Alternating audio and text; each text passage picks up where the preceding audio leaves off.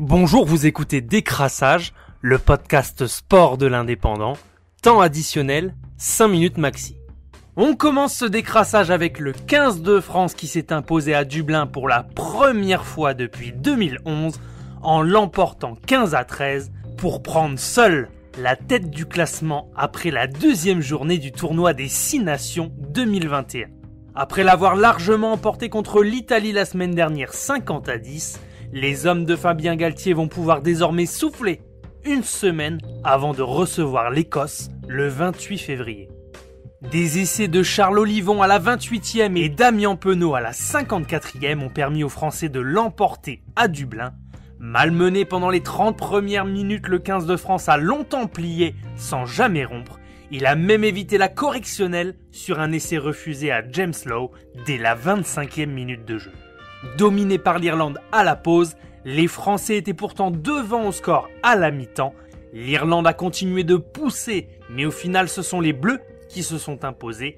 Des Bleus qui ont bien débuté le tournoi avec 2 victoires à l'extérieur. C'est une première depuis l'édition 2010.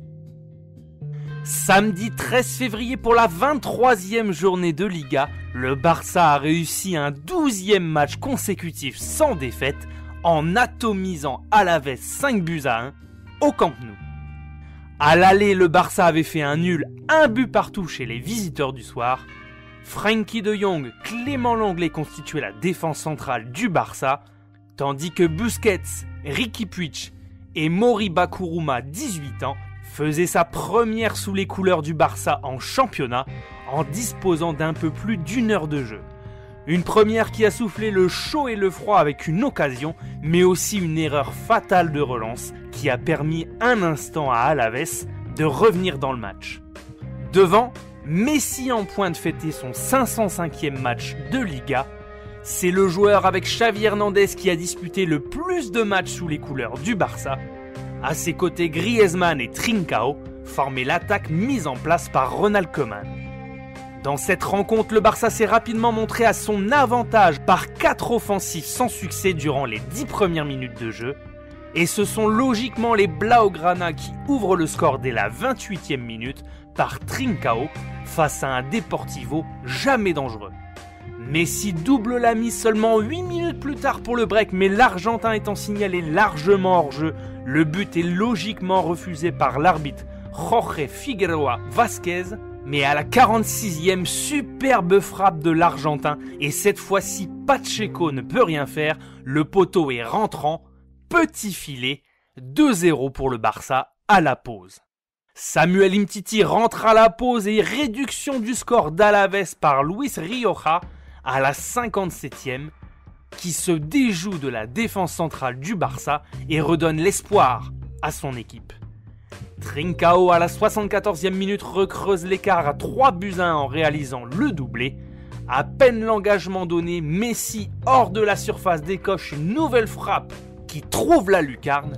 Magnifique but de la Pulga qui laisse sur place le gardien d'Alavés.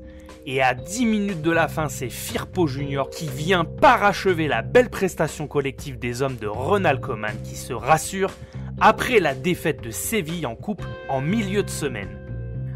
Ce vendredi 12 février, l'USAP qui recevait son voisin audois, l'US Carcassonne, a maigrement tiré son épingle du jeu en l'emportant 17-9 et en stabilisant sa position de dauphin de Pro D2 à 2 points de Vannes.